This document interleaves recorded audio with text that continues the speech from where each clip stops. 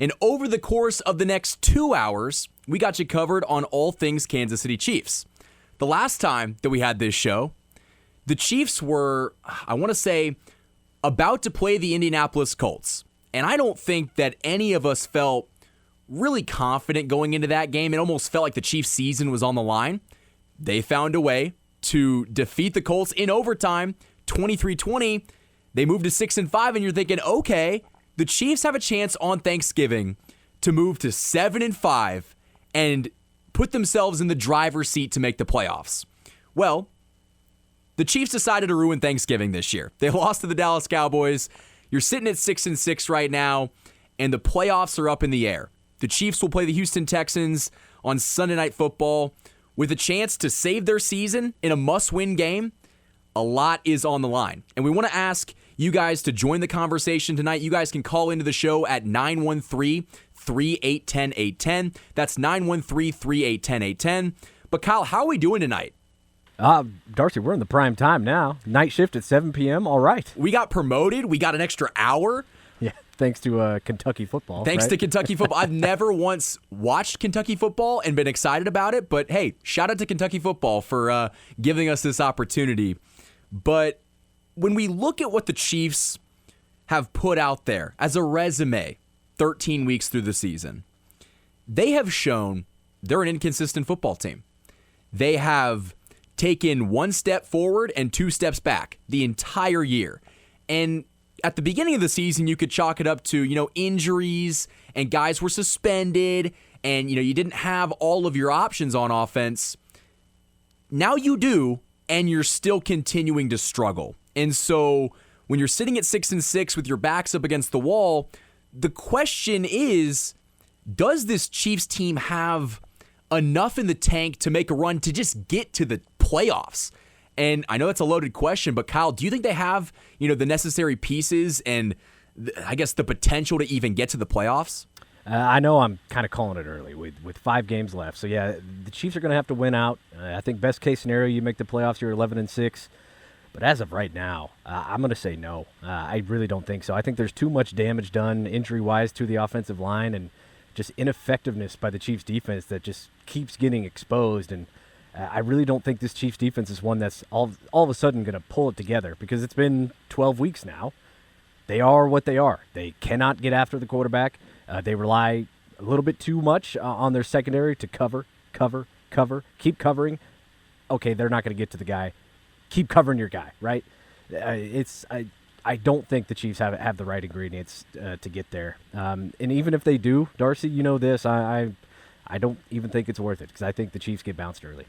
Yeah, and that is such a tough pill to swallow that going into training camp, you felt like the offense finally had a cornerstone on the left side in Josh Simmons, who we'll talk about in a couple minutes. You signed Jalen Moore in free agency, who's going to play a vital part in this Sunday's matchup. You felt like, okay, Rashee Rice is coming back. He'll be healthy. Second year Xavier Worthy. Potentially the final year of Travis Kelce. You've got the pieces offensively to put it together. And in moments this year you have. And when the Chiefs have put it all together, they look great. But inconsistency has been the theme of this Chiefs season on both the offense and defensive side of the football. I don't know if the Chiefs have it in them to not only rattle off 5 straight wins to get to the playoffs, but even if they got there, let's just say that they find a way to get in at either 11-6 or 10-7. Do you feel confident about this team going on the road in Wild Card Weekend and beating anybody, whether it's the Patriots or the Broncos? I don't think the Colts are going to win their division, but the Jags. You've already lost to Jacksonville this year. I don't think that this team is capable of going on the road in the playoffs and winning. And I understand that there's Chiefs fans that reference the run they went on in 2023. You cannot reference the past and just assume everything is going to work out like it did. That Chiefs team in 2023 was much better than this current version of the Chiefs in 2025. I just think it's foolish to believe anything else. Yeah, and looking at the AFC right now, you have not played New England, the 1 seed. You've lost to the 2 seed in the Broncos. You've lost to the 3 seed in the Jaguars. The Ravens you beat, but that was very early in the season. They're a different team now, although they don't really look very menacing. You've lost to the 5-seed Chargers. You needed overtime at home to beat the 6-seeded Daniel Jones-led Colts. And then you've lost to the Bills. I don't see where the confidence is other than Andy Reid, Pat Mahomes. They've been there. They've done that. But I feel like this hole is just too deep to climb out of. And the scary thing is that every single marquee, primetime, important game this season, the Chiefs have lost. I would argue that the only win that you can look at and say the Chiefs needed this one in the worst way possible, and they got it, was that game against the Colts.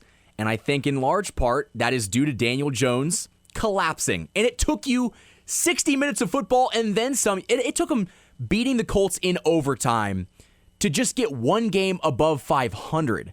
And so for anyone to believe that this team right now, as it is currently, standing at December 3rd of 2025, they're not built for a playoff run. And I understand that they think we've got all the pieces, we can put it together, we just got to clean some stuff up. Andy Reid has been talking about cleaning stuff up for months. Yeah, at 12 weeks in now, and it's still the same issues. And when you think about a playoff team, you think about a team that can get after the quarterback and a team that can run the ball. The Chiefs don't do either of those very well. So the ingredients don't line up to me. The math doesn't math, if you will. I know if they win 5 straight, they can get there. But once you get there, you've got all those teams. And as I mentioned, you've lost to most of them in the AFC already. And they do things better than you and are more disciplined. And just to bring up discipline, the Chiefs are an undisciplined football team. The penalties have killed them on a weekly basis, and it seems like every week it gets worse. Whether it is the offensive line or the pass interference, they always find a way to kill offensive drives or prolong drives on defense.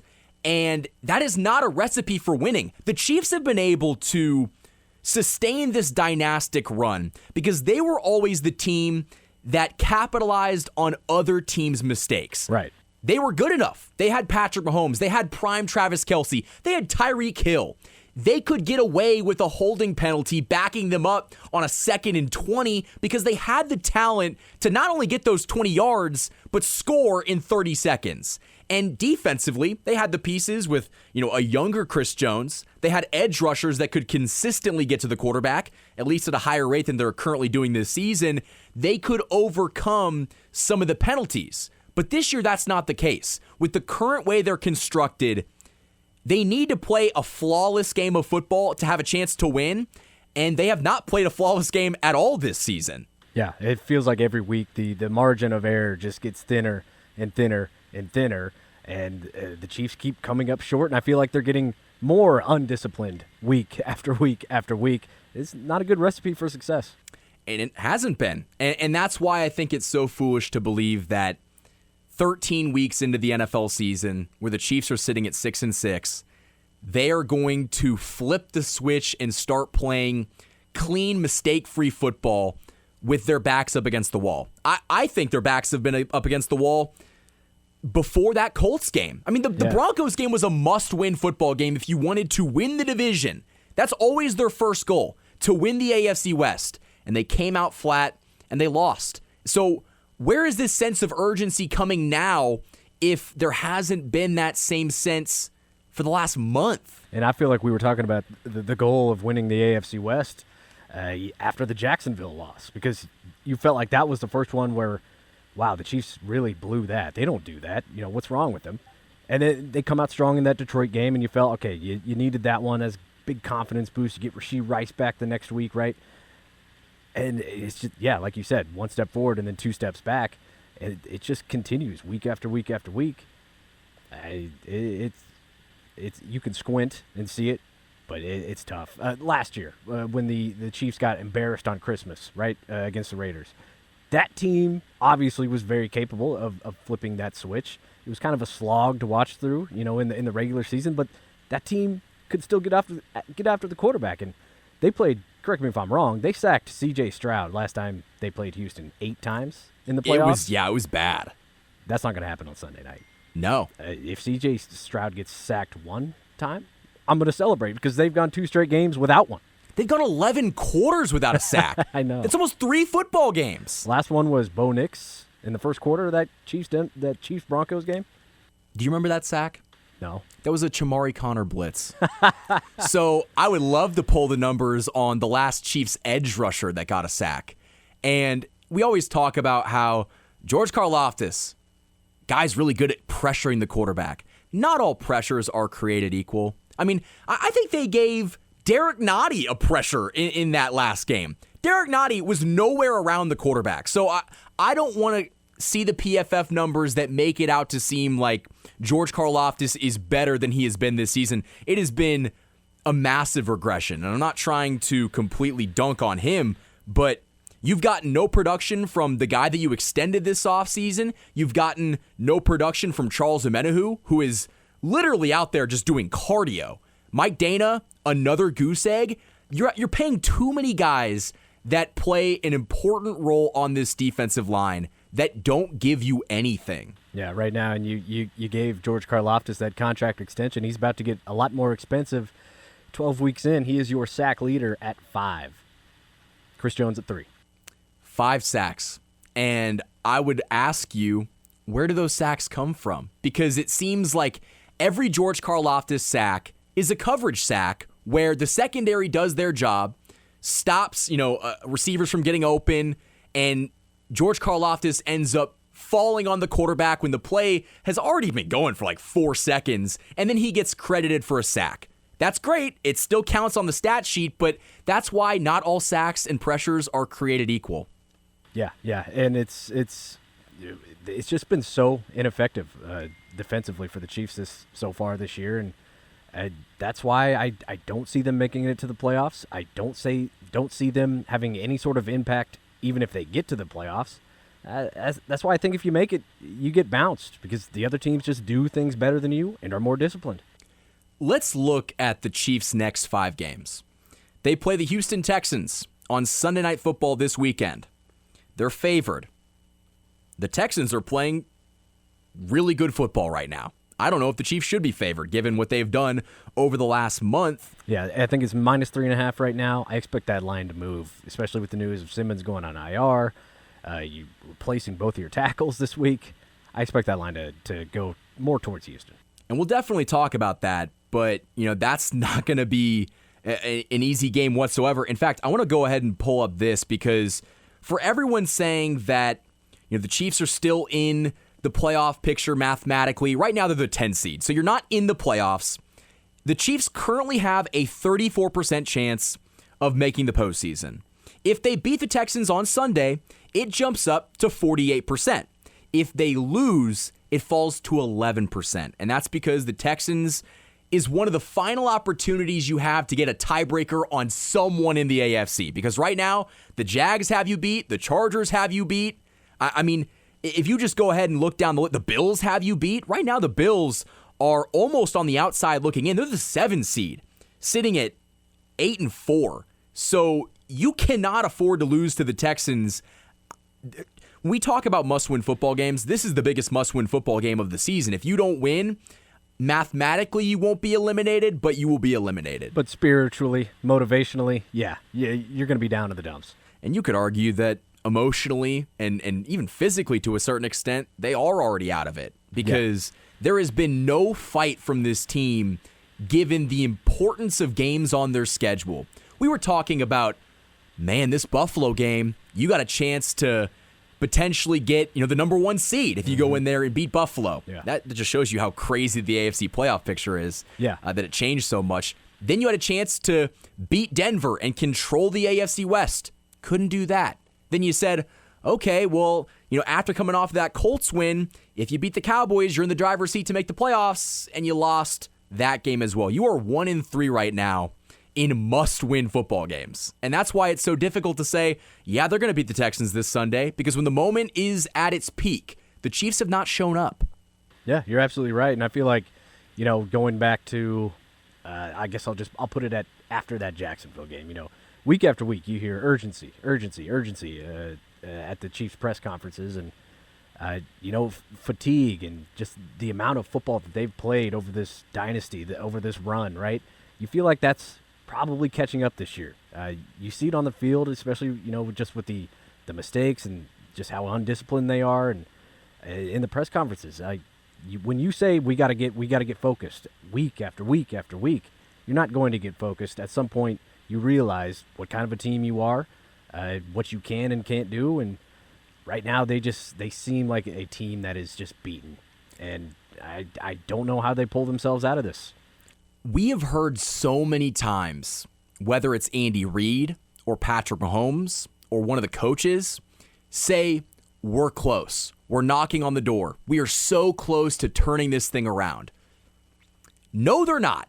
At a certain point, if you continue to lose one-score games and the penalties are an issue week after week and you're still not executing on offense and your defense can't get off the football field, you're not close. You can say you're close, but behavior is a language. And right now, behavior is a language, but they have not been showing by their actions that things are going to change. And so when Andy Reid comes to the podium and says, we just got to tickle some tonsils and clean some stuff up, I believe one of those things, and I don't believe that they're going to clean things up. So, and that actually segues into the Chiefs' press conferences from today.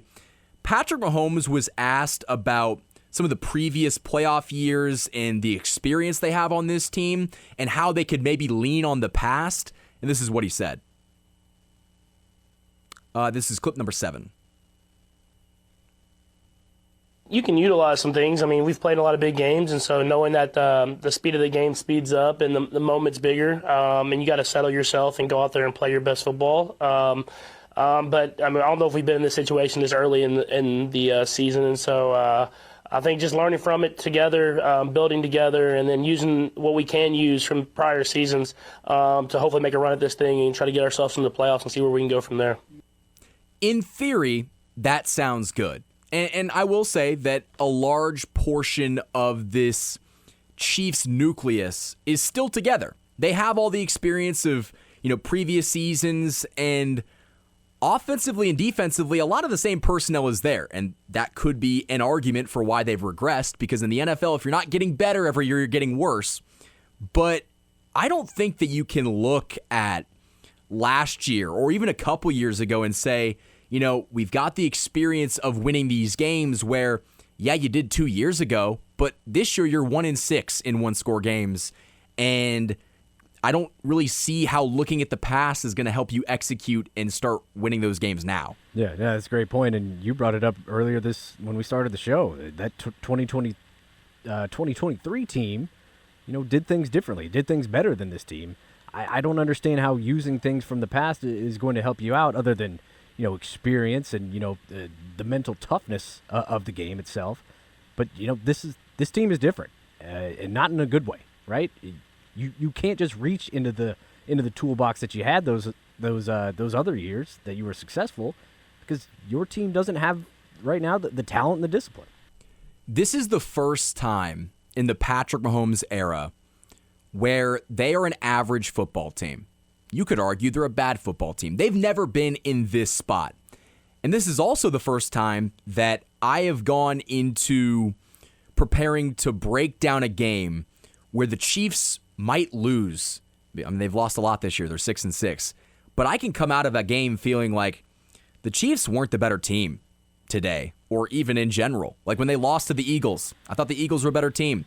When you lost to the Chargers, at that point in the season, the Chargers were a better team. There's a lot of those games now where you look at it and the Chiefs fans might say, if we just made a play here, we made a play there, we executed in this spot. Well, you didn't. That's what a lot of teams have said when the Chiefs have beaten them for the past 7 years. Oh, if we just would have made this play, if we would have converted this first down, we would have beat the Chiefs. I laughed at so many opposing teams' fan bases for saying, if we didn't throw that interception, if we didn't fumble the football, we would have beat you guys.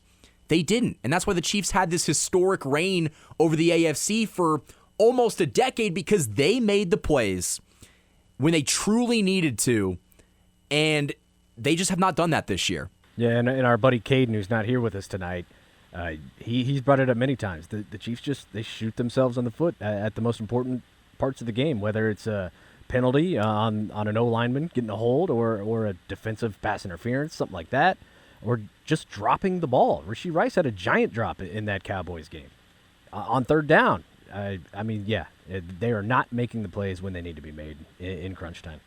And it's definitely not easy for them to be 6-6. This is a franchise. Oh yeah, this is like the sloggiest 6-6 team you've ever seen. And Patrick Mahomes, all he has done since he has entered the NFL is win. And so for him to be in this spot at 6-6, he's not used to being a team that is not in the playoffs in December. Right now, they are fighting for a chance to even get in the playoffs. This is uncharted territory. And Patrick Mahomes even talked about it in the press conference earlier today, that it's tough to lose these games. And they have to find some way to, come out of these games with a win. I think it's tough in the sense that we like to win. I mean, I know we all know it's a process, and we all know that we have to just continue to give ourselves a chance and continue to get better. But when you have a lot of guys that like to win, and it's tough when you lose. And so we'll continue to push. I think that's one thing that makes us great, is that no one's hanging their head. Everybody's ready to go out there and try to prove ourselves this next week. And this is another great opportunity. It's a great opportunity at Arrowhead to showcase that who we think we can be the rest of this season. But it's going to start with Sunday. Mahomes will always go to the media and say the perfect thing. He is never going to throw anybody under the bus. He's always going to be positive and uplifting and say, we've always got a chance. We just got to trust our process and, play better football. And that's great. I have never been a professional athlete. I chose to go into radio. Okay. I chose to go into radio. Just as dangerous sometimes.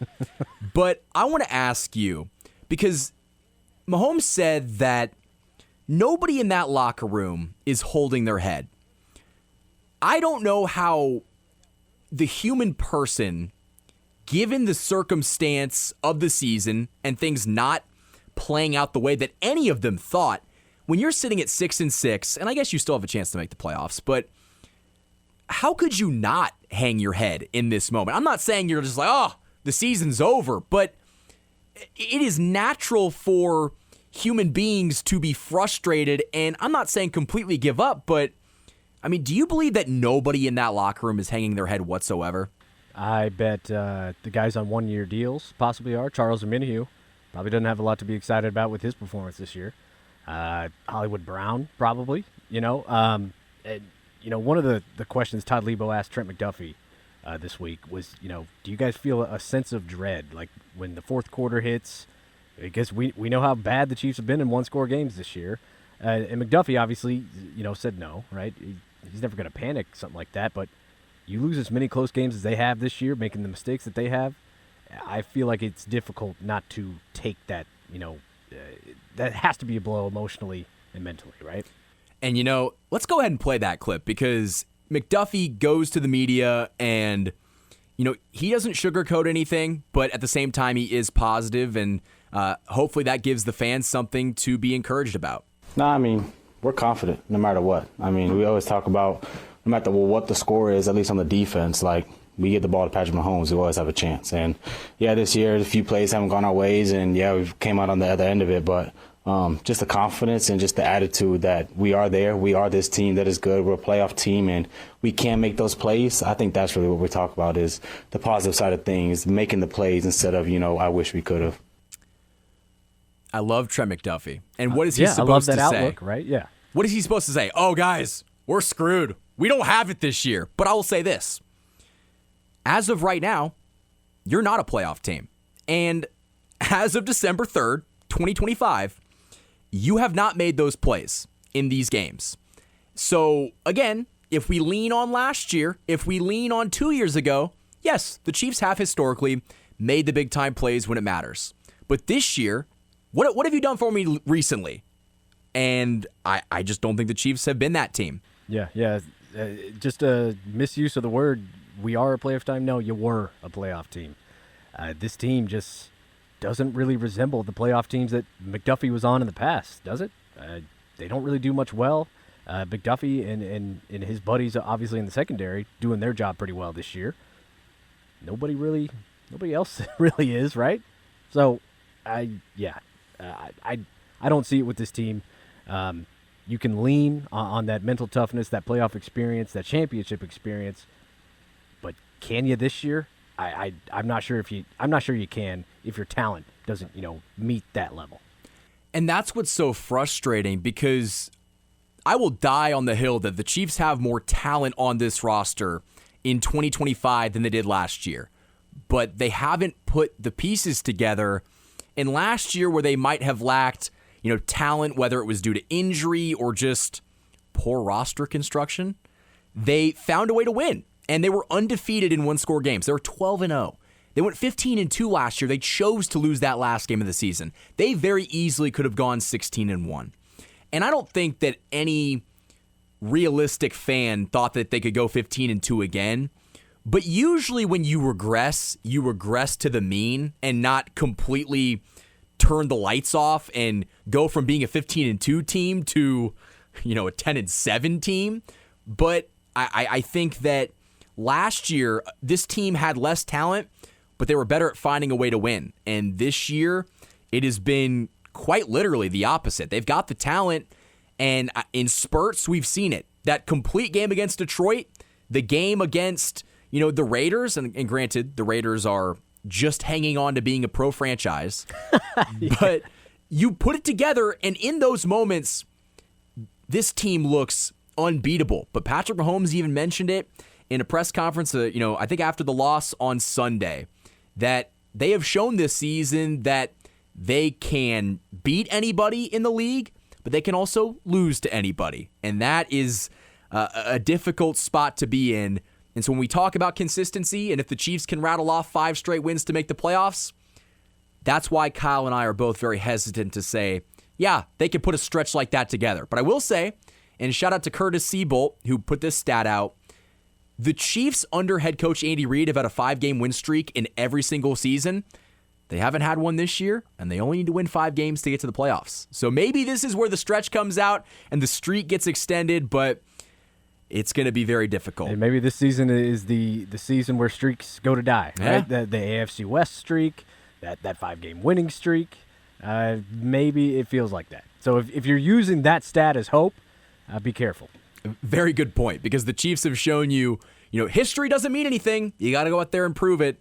And I want to talk more about the Chiefs' remaining schedule. We'll dive into the Chiefs and Texans matchup on Sunday Night Football. At 8 o'clock, we got Price Carter coming on from Arrowhead Addict. A whole lot to get to tonight. You guys are listening to The Night Shift on Sports Radio 810 WHB.